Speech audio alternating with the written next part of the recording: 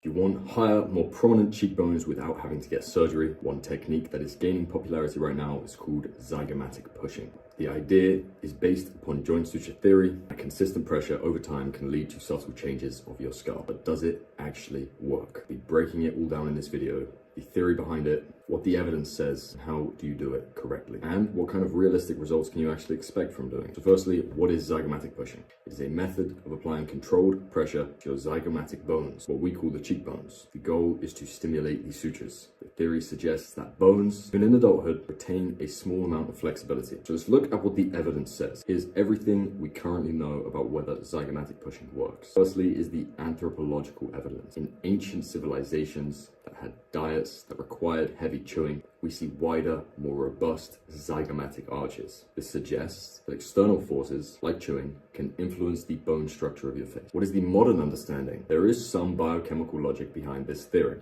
Consistent forces can influence bone remodeling over time, as we see in orthodontics. However, the flexibility of your zygomatic sutures heavily decreases with age, so the potential for significant changes is limited, especially in adults. This technique will work best for younger individuals, particularly those in their teen years, maybe early 20s, but far less so beyond 30. But the bottom line, while there is some theoretical basis, the evidence is anecdotal, and the results, if any, are subtle, especially as you get older. So, with that in mind, how do you perform them? You want to try zygomatic pushing. Here is how you're going to do it effectively and safely. Firstly, begin by washing your hands. You watch the skincare guys, you know why.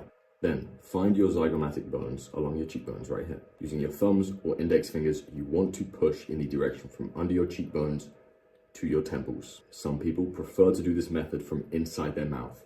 If you go inside your cheek, you can feel the bottom of your zygomatic bone right there. Hold the pressure for 30 to 60 seconds, then release it, and repeat that 2 or 3 times per session. Practice this technique once or twice daily.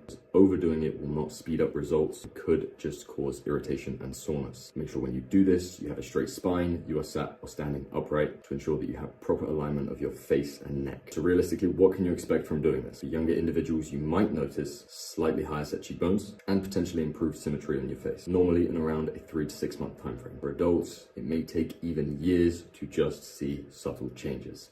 Up to you if you do it or not. Understand that the effects are small at best. Zygomatic pushing is not a quick fix or even a guaranteed way to transform your face. However, it is a low-risk technique that is worth trying if you're patient and realistic. But you need to keep in mind these things of what to be careful of when doing so. Make sure you are not overdoing it. Make sure you're applying even pressure and avoid creating any asymmetries.